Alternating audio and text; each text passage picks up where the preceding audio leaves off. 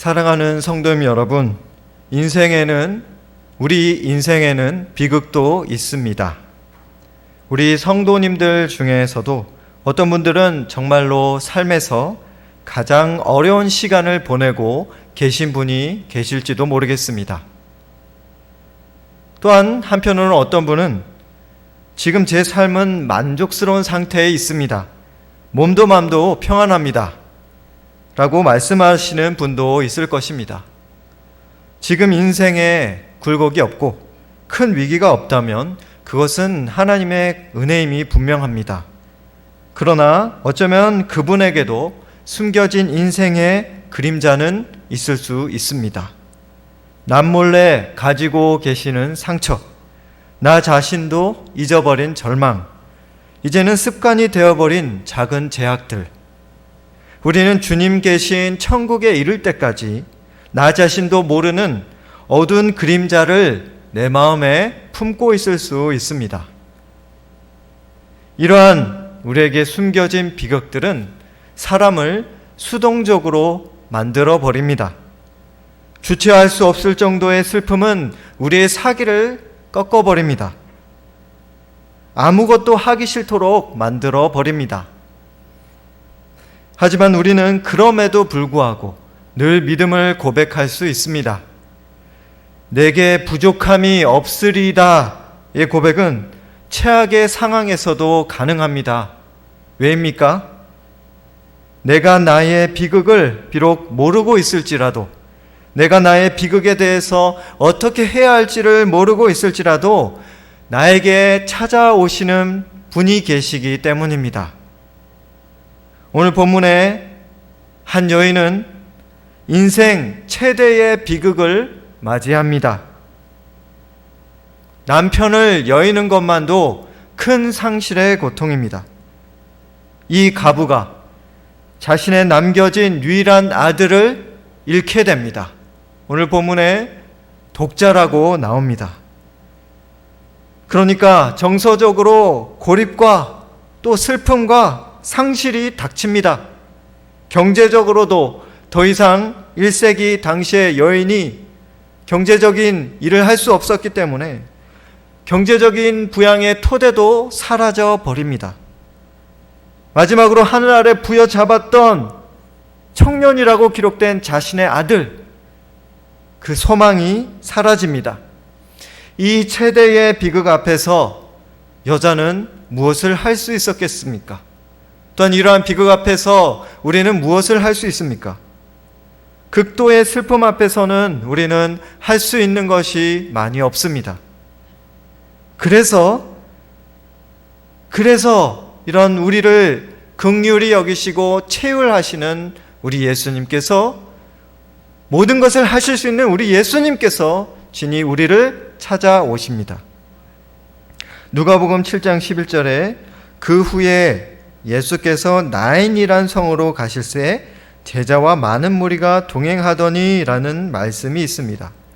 여기서 그 후에 라는 말씀이 있는데 이 단어는 원어로 보면 그 다음날이라는 뜻입니다. 우리 예수님은 우리네 인생의, 이 여인의 인생의 비극을 그저 간망하고 앉아 계시는 분이 아니셨습니다. 예수님은 전날 사역을 마치시자마자 곧바로 다음날 바로 비극의 현장에 찾아오셨던 분입니다. 바로 이때가 가부의 아들인 청년이 죽은 지 얼마 지나지 않았을 시점에, 꼭 필요한 시점에 예수님께서 예정하시고 뜻하셔서 찾아오신 것입니다. 누가복음 7장 12절에 성문에 가까이 이르실 때에 사람들이 한 죽은 자를 메고 나오니 이는 한 어머니의 독자요 그의 어머니는 가부라. 그 성에 많은 사람도 그와 함께 나오거늘 이라는 말씀이 있습니다. 우리가 비극 속에 빠져 있을 때 우리의 눈이 감겨집니다. 그래서 예수님께서 우리에게 방문하고 계시는 것이 전혀 보이지 않을 수 있습니다. 당시에 이 여인도 그러했을 것입니다. 오늘 성문이란 단어가 나오는데 성문이 여인의 눈을 가리고 있었습니다. 여인은 오직 자신의 아들이 죽었다는 사실로 인하여 슬퍼하고 있습니다. 이제 친족과 지인들과 함께 아들을 장사 지내러, 원래 성 밖에서 장사 지냈었기 때문에 장사 지내러 성문 밖으로 나가는 중입니다. 성문에 지나가던 사람들도 이 여인의 아들의 관 앞에서 성 밖으로 빠져나가는 모습을 보았습니다. 행인들도, 당시 지나다니던 행인들도 관례대로 잠시 하던 일을 멈추고 장례 행렬에 동행하며 슬픔을 표하고 있습니다. 나인성 안과 가부의 마음 속에는, 그리고 사람들의 마음 속에는 슬픔으로 가득 차 있습니다. 바로 이때 성문이 열립니다. 그런데 아주 우연히도 성문 바깥에서도 일단의 무리가 바로 이 여인을 향하여 다가오고 있습니다. 그리고 그 무리의 선두, 일단의 무리의 선두에 예수님이 계십니다. 그리고 성문 안에서 성문 밖으로 나가는 이 무리의 제일 선두에는 당시에 이 여인의 청년의 어머니였던 여인이 제일 앞장서고 있었습니다. 관례대로 그렇게 되어 있었습니다. 그래서 우리 예수님과 또 이 여인이 무리들을 뒤로 한 채 서로 마주보게 되었습니다. 예수님이 여인을 지그치 바라봅니다. 우리 예수님이 바로 비극의 현장에, 슬픔의 현장에 찾아오신 것입니다. 우연을 가장한 필연으로 말입니다. 우리의 눈에는 예수님이 찾아오시는 것이 보이지 않을 수 있습니다. 우리 눈에는 그저 우연한 일들로만 예수님이 우리에게 응답해 주셔도 그것이 그저 우연일 뿐이라고 우리에게 취급될 수 있습니다. 그러나 예수님은 우리가 예수님을 보기 전부터 우리의 비극을 없애시기 위하여 준비하셨던 분이셨습니다. 우리는 예수님이 액션을 취하실 때야 그분의 얼굴을 볼 수 있을 때가 많습니다. 누가복음 7장 13절에 주께서 가부를 보시고 불쌍히 여기사 울지 말라 하시고 라는 말씀이 있습니다.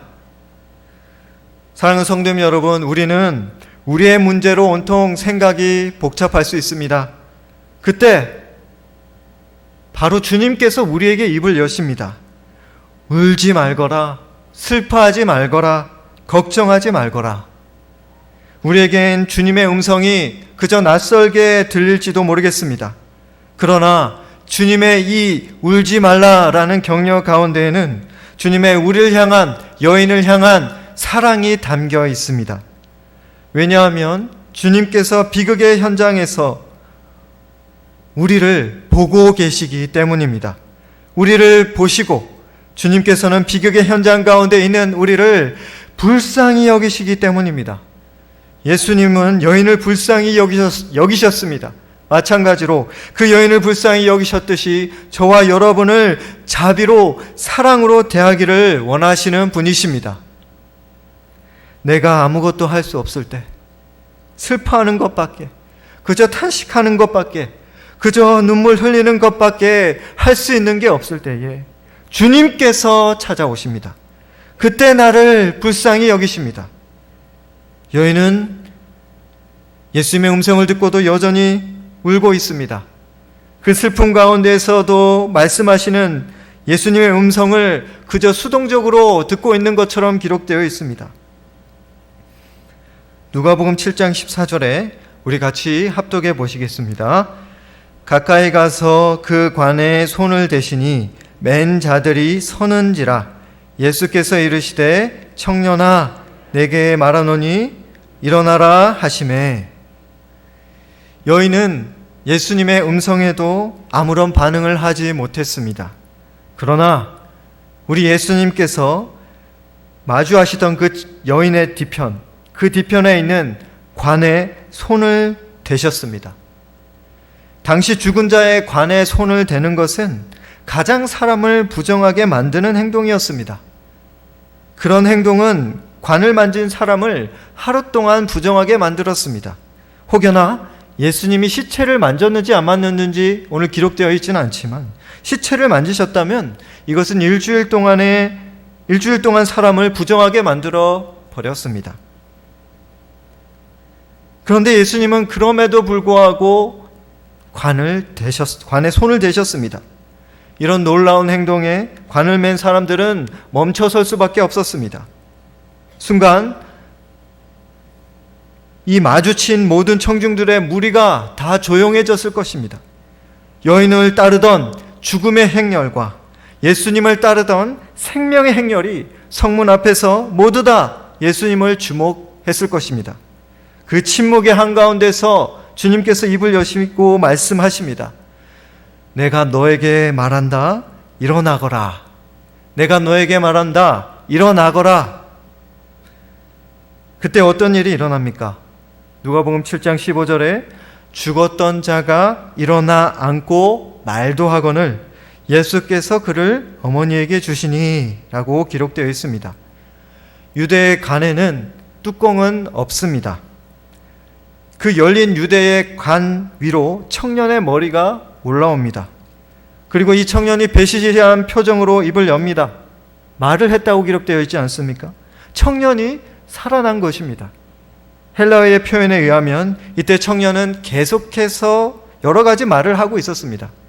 그때 이 말하는 청년을 예수님께서 관에서 내리고 부축하면서 인도하시고 그리고 그 아들의 어머니에게 과부에게 청년을 데려다가 주십니다. 아마 이 여인은 너무 놀라서 아무 말도 못하고 있었을 것입니다. 그녀의 눈에서는 더 큰 눈물이 왈칵 쏟아집니다. 오, 내 사랑하는 아들, 살아났구나, 살아났구나. 여인은 형언할 수 없는 기쁨으로 아들을 안았을 것입니다. 최대의 비극이 최고의 희극으로 예수님의 손에 의하여, 예수님의 말씀에 의하여 바뀌어 버린 것입니다. 우리네 인생에도 비극이 있을 수 있습니다. 그 비극은 나를 그저 수동적으로 만듭니다. 그 슬픔은 나를 해피자로 만들어 버립니다. 그래서 아무것도 할 수 없을 그때에 그런 여러분을 보시고 찾아오시는 분이 계십니다. 바로 우리 예수님이십니다. 여러분을 사랑하시는 예수님이십니다. 여러분을 불쌍히 여기시는 예수님이십니다. 살아계신 예수님이, 생명의 예수님이 바로 여러분에게 찾아오시기를 원하십니다. 아무것도 할 수 없는 여러분을 모든 것을 할 수 있는 자로 만들어 주시기 위하여 여러분의 인생, 죽음을 바꿔서 생명으로 만들어 주시기 위하여 비극을 바꿔서 희극으로 만들기 위해서 예수님이 여러분에게 찾아오시기를 원하십니다. 내가 잊고 있는 비극은 무엇입니까? 내가 품고 있는 비극은 무엇입니까? 내가 절망하고 있는 비극은 무엇입니까? 예수님은 죽은 아들도 살리시는 예수님이십니다. 생명의 주님, 부활의 주님께는 불가능이 없습니다. 그 주님께 여러분의 비극을 아뢰시기 바랍니다. 여러분을 사랑하시는 주님을 믿고 내 슬픔도 해결해 달라고 주님께 당당히 간구하시기 바랍니다. 오늘 수요예배 말씀을 통해 주님은 여러분을 찾아오고 계십니다. 예수님께서 바로 성문 앞에 계십니다. 성문이 열릴 때 여러분은 예수님께서 여러분을 바라보시고 말씀하시는 것을 들으실 것입니다. 내 아들아, 내 사랑하는 딸아, 더 이상 울지 말거라. 내가 너에게 찾아왔단다. 너의 슬픔에도, 너의 비극에도, 그 어떤 죽음의 그림자 앞에서도 나는 너와 함께 할 것이란다. 혹시 저와 여러분 중에 최근에 큰 은혜를 주님께로부터 받으신 분이 계십니까? 그리고 우리 중에 메말라가는 현실 속에서도 하나님의 구원의 은혜를, 그 영원한 생명의 은혜를 마음속에 오늘 간직하고 계신 분이 계십니까? 그럼 이 말씀을 주목하여 들어보시기 바랍니다. 누가복음 7장 16절에 모든 사람이 두려워하며 하나님께 영광을 돌려 이르되 큰 선지자가 우리 가운데 일어나셨다 하고 또 하나님께서 자기 백성을 돌보셨다 하더라. 여러분, 은혜를 체험한 이 무리는 예수님을, 하나님을 찬양하고 있습니다. 은혜를 체험한 사람은 주님을 찬양해야 합니다. 찬양하는 자를 주께서 원하십니다. 사실 예수님을 믿으시는 여러분 모두라면 그 자체만으로도 이 본문의 사람들처럼 하나님을 찬양할 수 있습니다. 왜냐하면 저와 여러분은 영원한 생명을 예수님께로부터 이미 받은 사람들이시기 때문입니다. 왜냐하면 생명의 창조주 하나님이 우리의 영원한 아버지이시기 때문입니다. 영원하신 아버지가 계시는 한 우리 인생에는 비극이 없습니다. 영원하신 아버지가 계신 한 우리 인생에는 비극이 없습니다. 영원하신 예수 그리스도가 있는 한 우리 인생에는 소망이 있습니다. 영원하신 예수 그리스도가 있는 한 우리 인생에는 소망도 있습니다. 오늘 본문의 1단의 두 무리는 부활의 기적을 보았습니다. 청년이 살아난 놀라운 광경을 본 이들은 하나님을 찬양합니다. 하나님께서 자기 백성인 우리를 돌보셨도다 라고 말입니다. 이 본문의 이들을 돌보신 동일하신 하나님은 저와 여러분을 돌보시고 계십니다. 왜냐하면 우리는 주께서 피값 주고 사신 자신의 사랑하는 백성들이기 때문입니다. 마지막으로 한 가지 말씀드리고자 합니다. 오늘 본문 누가복음 7장 17절에 예수께 대한 이 소문이 온 유대와 사방에 두루 퍼지니라 라는 말씀이 있습니다. 여기서 소문이라는 단어는 누가복음에서 앞에서 나타난 소문이라는 보통 소문이라는 단어가 아닙니다. 이 단어는 헬라어로 로고스입니다. 로고스로 쓰였습니다. 로고스는 단순히 여기서 죽은 자를 살린 그런 이적 사건에 대한 소문이 퍼졌다, 그런 것을 의미하는 것이 아닙니다. 로고스는 여기서 이 문맥에서 복음의 소문을 말하는 것입니다. 당시 나인 성문 앞에서 만난 이 두 행렬은 큰 기적을 경험을 했습니다. 그러나 그것은 단순한 기적만이 아니었습니다. 죽음의 노인 인생이 예수 그리스도의 말씀을 통해 생명의 인생이 되었다는, 죽음의 인생이 생명의 인생이 되었다는 복음의 기적이었습니다. 그 놀라운 복음의 소문이 1세기 온 팔레스타인 전역에 퍼지고 전파되기 시작한 것입니다. 사랑하는 성도님 여러분, 복음은 현대 겉만 화려해 보이는 신기루 같은 그런 현대 사회에도 진정한 답이 될 수 있습니다. 여러분, 우리 중에 주의 영생을 받지 못한 사람이 이 자리에 거의 없으신 걸로 알고 있습니다. 그렇다면 바로 내가 받은 그 영생과 체험을, 그 은혜를 기회가 있을 때 이웃과 나누시기를 바랍니다.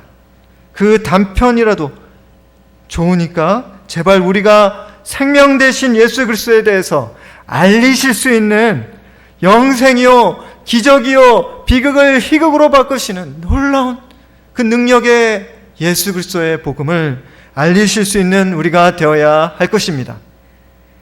반드시 주님께서 우리의 그 복음 전파를 기억하실 것입니다. 사랑하는 성도님 여러분, 자비하신 주님이 오늘 여러분에게도 찾아오실 것입니다. 우리를 불쌍히 여기시고 울지 말라 하시는 주님의 음성이 우리에게도 들릴 것입니다. 바라기는 주님의 음성에 감격하여 복음의 소문을 이 도남동 땅에도 알릴 수 있는 우리 교회가 되기를 예수님의 이름으로 축원합니다.